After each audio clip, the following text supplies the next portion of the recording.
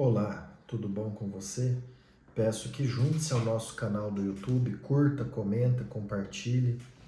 Hoje nós vamos fazer algumas reflexões no âmbito filosófico e teológico, a partir da Bíblia Sagrada, da Palavra de Jesus Cristo. Fazer alguns comentários aqui.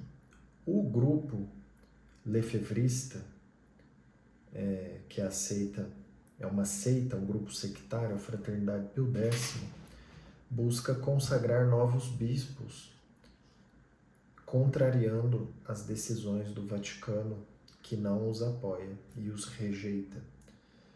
Eu me pergunto, por que esse pessoal desse grupo sectário da Fraternidade Pio X não se junta à Igreja Ortodoxa?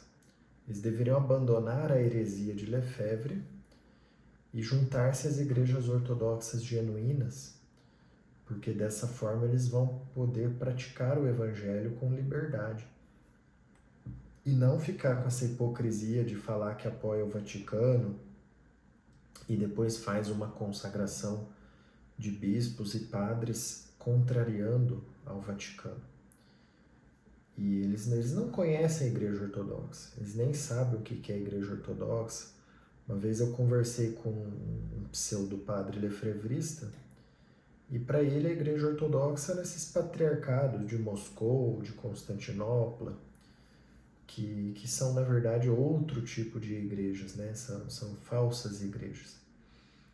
Então, eles usam desses argumentos errados, assim como um outro youtuber aqui do YouTube, o Lourenço Lazarotto, apelidado Lourenço Lazarento, ele critica a Igreja Ortodoxa tomando por base as mentirinhas do Olavo de Carvalho, que ele coloca o sergianismo, a heresia dos soviéticos, dos sergianistas, como sendo aquilo ali a Igreja Ortodoxa, o Patriarcado de Moscou ligado ao sergianismo soviético, e que na verdade aquilo ali foi excomungado pela Igreja Ortodoxa.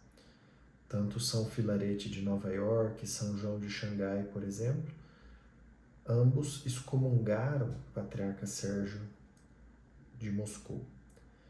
E o Patriarcado de Constantinopla também atualmente vem percebendo as heresias de Moscou, vem se afastando das heresias do Patriarcado Sergianista de Moscou.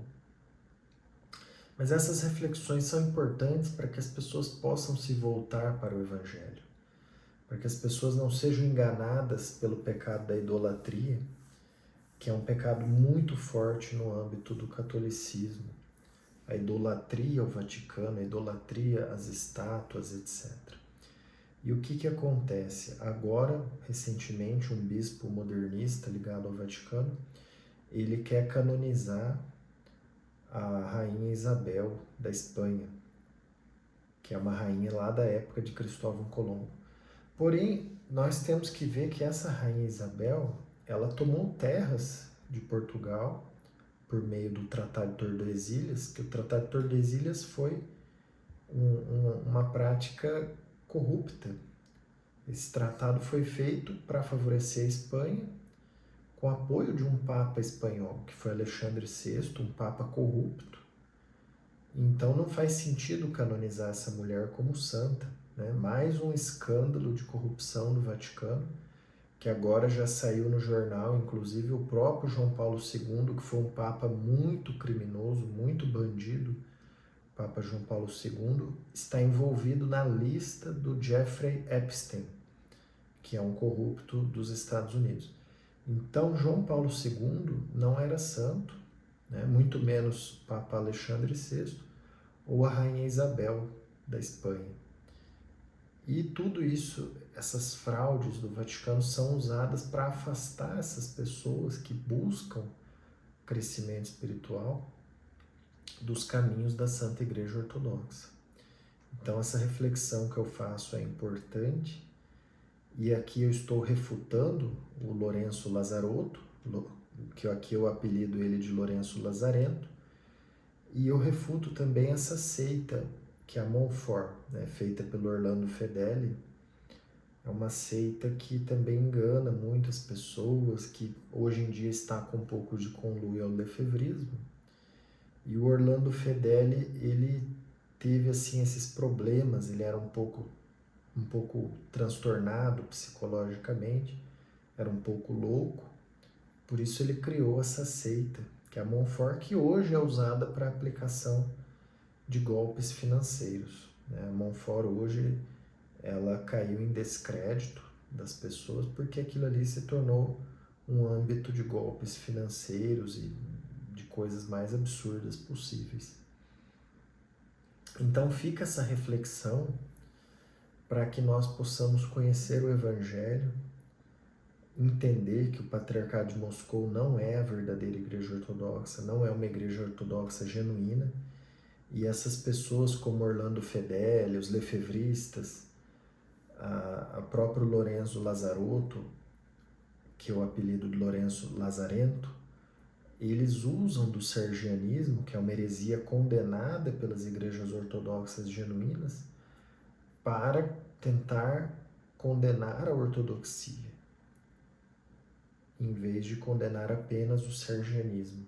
Eles usam isso como um argumento falso e conseguem enganar muitas pessoas. Então essa reflexão eu faço porque a Bíblia nos ensina que iriam surgir muitos falsos profetas. Iriam surgir muitos que tentariam enganar os cristãos. E as parábolas, Jesus ensina que havia a parábola do dono da plantação de uva. Então o dono da plantação de uva mandou os funcionários dele, os funcionários foram mortos, e depois mandou o filho dele foi morto por aqueles que queriam roubar as uvas.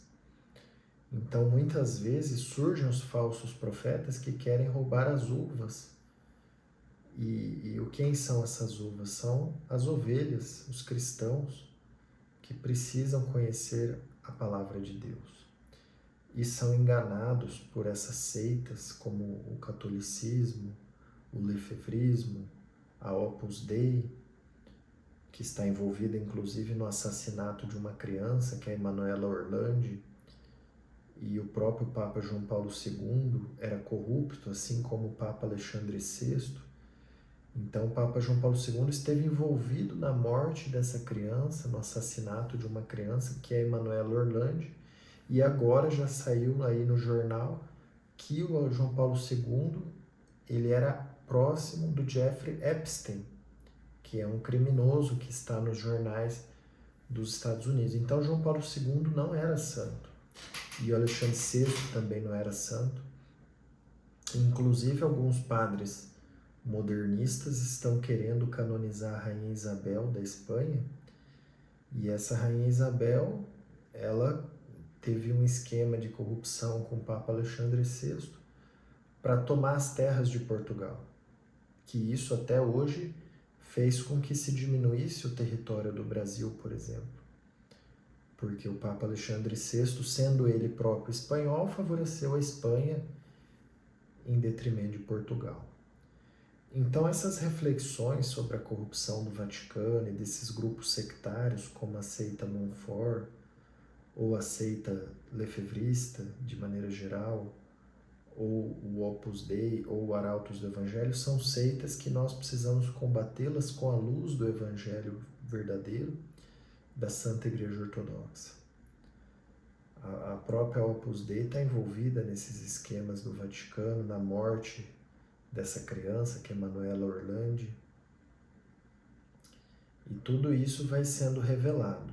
Então, a Bíblia ensina que nada ficará escondido, tudo será revelado. E essas coisas estão aparecendo agora. Junte-se ao nosso canal, curta, comente e compartilhe. Muito obrigado.